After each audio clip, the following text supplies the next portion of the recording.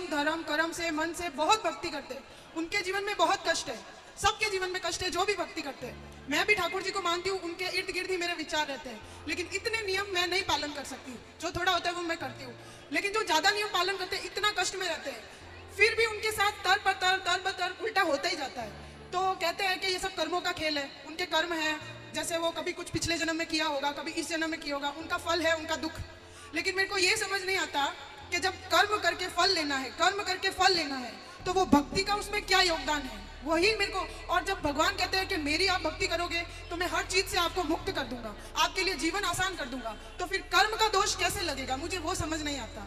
बड़े खतरनाक लोग हैं। अब आप कहते हैं कि जब हम भक्ति करें तो फिर कर्म ही का फल भोगना है, तो भक्ति का अर्थ क्या? बात ऐसी है बेटा कि कर्म तो अपनी जगह है, कर्म तो हमें भोगनी है, हमें भी भोगना है, आपको भी भोगना है। भक्ति सिर्फ इसलिए की जाती है, इसलिए नहीं की जाती कि भगवान हमें पैसे वाला बना दें, भगवान हमें धन धान्य से भर दें, घर में सब कुछ हो। भक्ति का मतलब पैसा पाना नहीं, भगवान से बेटा बेटी मांगना नहीं।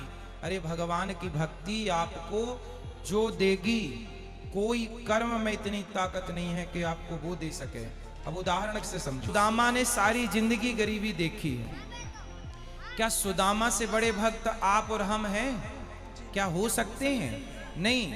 लेकिन सुदामा से ज्यादा हमारी शिकायतें हैं। सुदामा की तो एक भी नहीं थी, सारी जिंदगी भीख मांगकर गुजारा किया, सारी जिंदगी भगवान की भक्ति की, और मांगने नहीं गए, 4 मुट्ठी चावल अपनी हैसियत के अनुसार देने गए। जब सारी जिंदगी उन्होंने भक्ति की और फिर भी गरीबी में रहकर शिकायत नहीं की, तब भगवान ने देखा कि भक्त पक्का है।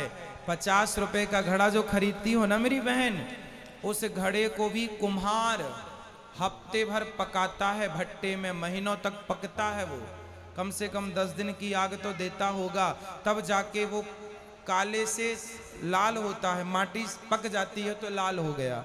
अरे घड़े को भी पकने के लिए आग में उसे डालना पड़ता है। तो भगवान जब अपने भक्त को पकाएंगे तो थोड़ा तो दुखों की आग में तपाएंगे कि देखें कितना कच्चा कितना पक्का।